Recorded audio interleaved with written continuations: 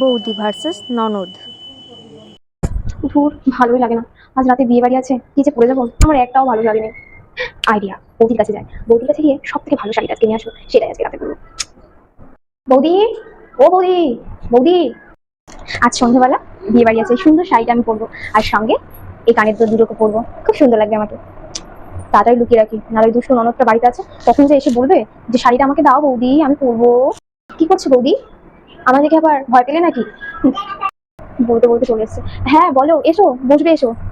বলছি বৌদি, আজ রাতে তো বিয়ে বাড়ি আছে, আর আমি তো সেমন ভাবে ভালো শাড়ি আনিনি, বলছি তোমার আলমারিটা একটু খুলে দেখাও না। হ্যাঁ হ্যাঁ, এই তো আলমারিতে আছে, তোমার যেটা ইচ্ছা সেটা নাও, তোমারই তো সব, তাই না? মরণ হয় আলমারিতে শাড়ি ভর্তি, ওই শাড়িগুলো পর না, আমার কাছে কেন এসেছিস?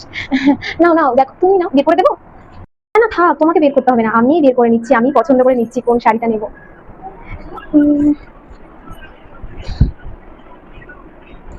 কি ব্যাপার বলতে বৌদি, সব ভালো শাড়িগুলো কি তুমি লুকিয়ে রেখেছো নাকি? কিন্তু একটাও ভালো লাগছে না আমার। বলো। আরে না না, লুকিয়ে রাখবো কেন, যা আছে সব তো আলমারিতে আছে, আর সব তো তোমারই, বলো, আমার যা তোমারই তো তাই। শাড়িটা ভালোভাবে লুকায়, নাহলে কখন দেখে ফেলবে আর হাতিয়ে নিয়ে চলে যাবে। কি ব্যাপার বৌদি, কি করছো ওটা তুমি? হ্যাঁ, কি লুকাচ্ছো? দেখি দেখি দেখি। কি লুকাবো? কিছু না। হ্যাঁ, কিছু না, এই যে শাড়িটা। ও মা, এটা তো শাড়ি, কি সুন্দর শাড়ি। এই শাড়িটা তুমি আমার থেকে লুকোচ্ছিলে? ছি বৌদি, আমি তোমাকে এরকম ভাবতেই পারিনি। সে যাই হোক, এই শাড়িটা আজকে কি রাতে পরবো, তার সাথে দুটো ঝুমকাও আছে, ওটা তো পরলে আমাকে যা লাগবে না, ও ভীষণ সুন্দর লাগবে। শোনো বৌদি, আমার চটকে ফাঁকি দাও না, অত সোজা না, ঠিক আছে? গেলাম আমি এই শাড়িটা। দাঁড়া, শাড়িটা নিয়ে গেলি তো, এরপরে দেখাবো তোর মজা।